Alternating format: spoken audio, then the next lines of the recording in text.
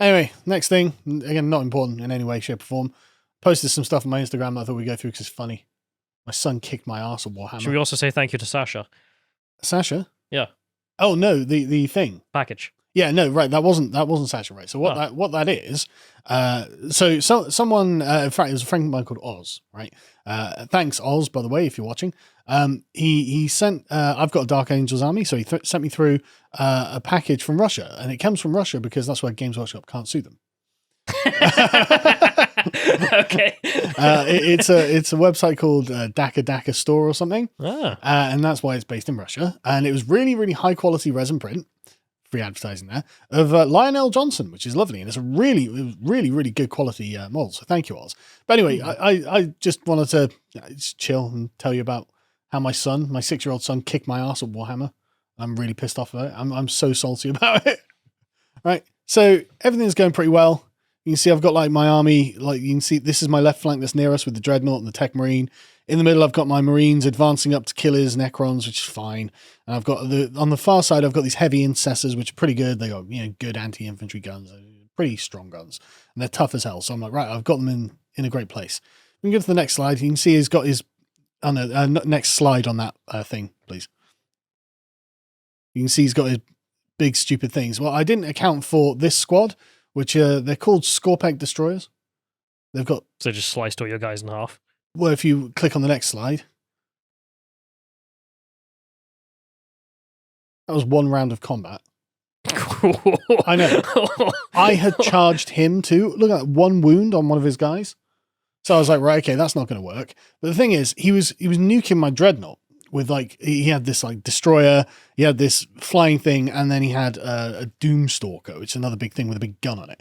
And so I had to go and take out one of the destroyer that he was shooting with. So I zoomed over my chaplain on his motorbike, killed it. Good job. If you go to the next one, John. Next slide on this one. Not good news, is it? Surrounded by the bloody Scorpeg destroyers. How fast do they move? 8 inches, and then they can charge like an extra D6. Wait, but I thought Space Marine's going to move 6. Oh, well, he's on a bike. No, I mean when they're walking. Like, that's why I'm surprised that these Necrons can do 8. Well, this particular unit, the normal Necrons can only move 5, but for some reason these little can move really fast, right? You go to the next slide, John. Not salty at all. No, I'm not salty. I'm absolutely furious. Boom, just gone, one round. And my guy's tough as hell as well, but these weapons, they do like 2 or 3 wounds each. What's the dice rating? Like, 3 they hit? Or... Oh, yeah, 3+ they hit. And then their strength 5 or something, so it's like 50-50 chance of wounding. And then it's like 3 or 2 wounds each.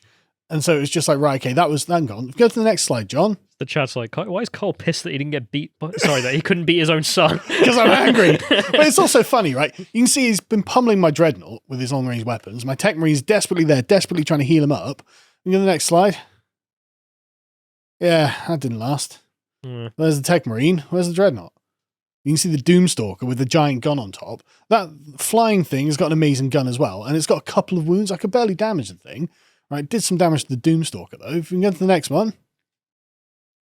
Oh, dear. Bloody Scorpeg Destroyers have found my Tech Marine. You've got to start praying to the Omnissiah. Yeah, well, that didn't last very long. If you go to the next slide, John. Yeah, there's gone. And so that was basically my army. If you go to the next one. The last thing I had was my lieutenant who was leading my army, who I haven't painted yet. I thought, right, okay, well, at least I'm going to go kill his lord. Well, I jumped out, and his lord's got this thing called, like, a tachyon arrow or something. It's a one-shot thing. You only get one shot for the entire game.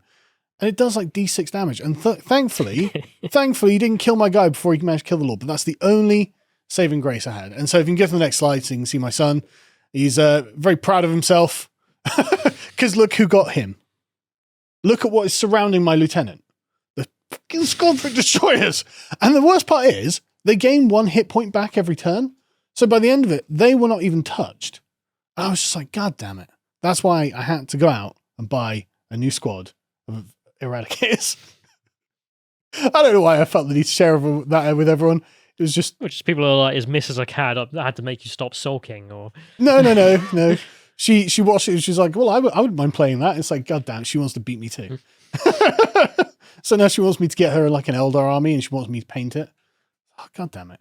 Not fair. I know. But anyway, let's go on to the thing. So we got an email from a chap who wanted to remain anonymous, and so I kept it anonymous. But I did post it because I want to show people what is going on, and I figured we'd give him a bit of help, and hopefully he's a subscriber and is watching. So can we get the thing up there? So he says, "Hello, I wasn't sure who else to reach out to. I was looking for some advice or pointer to good resources. I found out yesterday my 11-year-old daughter has her head filled with LGBT ideology at school by her friends, and I have no idea how to combat or / argue against it. It's come out of the blue, and she already dared to correct me on abbreviations on the subject. She has the flag on her pencil case at school. Her friend made it for her. She says one of them is trans, one is pan, and all of her friends are either bi or lesbian. I'm concerned about the damage the ideology is going to do to her in the path this thinking is going to go. Obviously, search engines are no use. So just tell me what a bad person I am. I want to remain anonymous for the obvious reasons." What do you make of that, Callum? I've told you before. So I went to a public school. I had some friends who went to an all-girls private school. Mm-hmm. And then our place was pretty normal. And then I went over one day, I think it was like a Friday or something, hang out with them. And they all came out with like little badges and stuff. And they were all talking about lesbianism, bisexuality, and how they think they're this and they think they're that. And I was just kind of looking, I'm like, all right, I don't care what you are, but something's clearly been done to you. Yes. Something has been done to them by the adults around them. And that's actually, if you can go back to the previous link, John, it's actually one of the reasons that I have this. Do you know what my son's not thinking about here? Gender ideology. He's thinking about the thing that I put in front of him and make him do. I have defeated Dad. One day I will be stronger than him, and then he will weep. That's fine, right? Because he's not thinking, maybe I need to chop off my penis. Yeah. What are my pronouns? You know, he's not thinking about that at all. He's thinking, you know, where can I move my Scorpec destroyers to ruin Dad's army next? What you are going to have to do is understand that a child's attention is easily directed. That's the best way of framing this that I can think of. The child thinks about what it is the adults that are around them and that are responsible, presumably, and that they trust and respect, are directing their attention to. If they're directing their attention to your 11-year-old daughter's sexuality, I mean, I would probably put in a few complaints at the school at that point, but it's your job to essentially direct that attention elsewhere. So you've got to find something that your daughter is interested in that's not this, and do that with them. You know, it might really be boring. You might have to do whatever it is, but that's the first step, I think, is the most important one, just to not talk about it. Direct her attention elsewhere. Because really, I don't think she'll care that much about it if it's just something that's not coming up in her regular life. What? Wait until he starts identifying as an orc and wants green skin surgery. Better than this. Yeah, actually.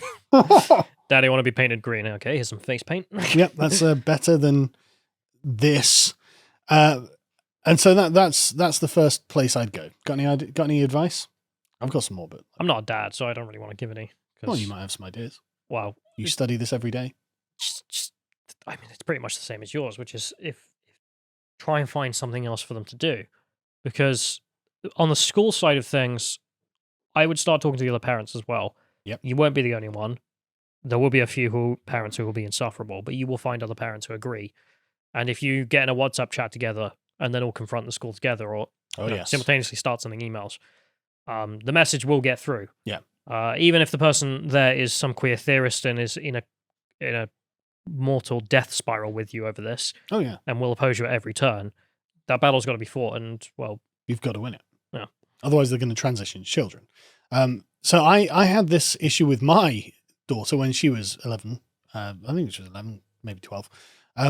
But I had exactly the same thing where she came home and declared that she was bisexual and had a girlfriend. I was like, oh. And so I think the best thing to do directly with her, if you're going to engage with this, is not actually to confront her on it in the way that I think that you would think that I would advise, right? I just acted like I didn't care, basically. Act like this isn't important at all, but ask questions. Like, But it also isn't. Like, if she genuinely does turn out to be lesbian or bisexual, well, yeah, exactly. It doesn't matter. But the point is, it's not some weird gender stuff. Considering all of her friends group are bisexual or lesbian, I don't think that this is anything other than grooming by a bunch of groomers in the school, right? So just ask her questions that she can't answer. And this is what happened with my daughter. Like one day I was making some food or something, and she came into the kitchen and she was like, what's the deal with this, and this? I can't remember what the question was now, which is annoying. But I was like, well, that's a good question, and I don't think that they have any answers for that. Whoever's told you all of this. And she was like, and went away. And then we went for a walk, like a month or so later, and we were just walking along, and she was, I don't think I am a lesbian. I was like, I know. That was it. That was the end of her lesbian phase as a 12-year-old. Again, why these people are allowed to talk to 12-year-olds about sexuality is beyond me. I can't stand it, frankly. But just start criticizing, not criticizing, even questioning the contradictions within the ideology itself. So she understands that, hang on a second, what does gay have to do with trans? Things like that, just put little seeds of doubt in there. How can you be a lesbian but also accept that trans women are women? Are you going to be a lesbian who is into penises? Yeah. Simple contradictions. Yeah. But do that. Don't attack the ideology directly, because she will, I think, find solace in it, and she will take those criticisms, because you're engaging in an ideological battle with your own child at that point, and she will just go into her WhatsApp chats and be like, oh, he said this, and they'll say, oh, say this, and things like that. And it's not worth getting drawn into that, especially because you actually have a trump card as a parent. Don't you speak to me like that, young lady. As I said, she already dared correct me. Who do you think you're talking to? This is the ultimate in parental authority.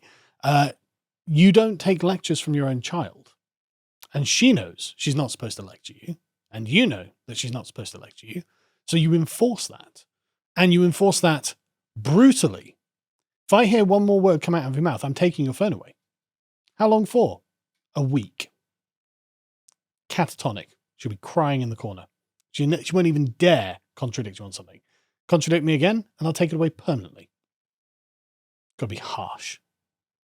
Because the thing is, the phone is an addictive tool. And I've realized that threats of taking away the phone from a 12-year-old girl are very effective. Suddenly you don't get all of this me. Hey, look, this is why I was good. Exactly. I had a computer. I needed that. Exactly. you exactly. Revoke her privileges is what I'm saying.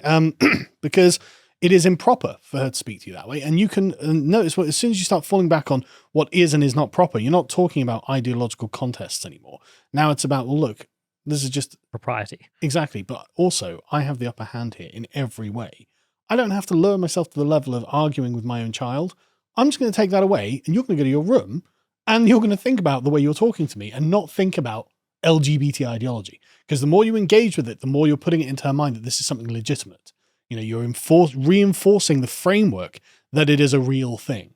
So question it to undermine it, and then just speak around it. Speak to her as her father and not as an intellectual equal, which is what you'd be doing if you were debating the thing. And then, spend time with her as well, doing the things that she likes to do, and make sure that her behavior changes, basically. And then also, as Callum said, unionize against the teachers. Go and do your worst, basically, like the parents in America about critical race theory, because you've got no choice. And we don't have Biden in charge, so you probably won't get called a terrorist. If you would like to watch the rest of the live event videos, please go to lotuseaters.com.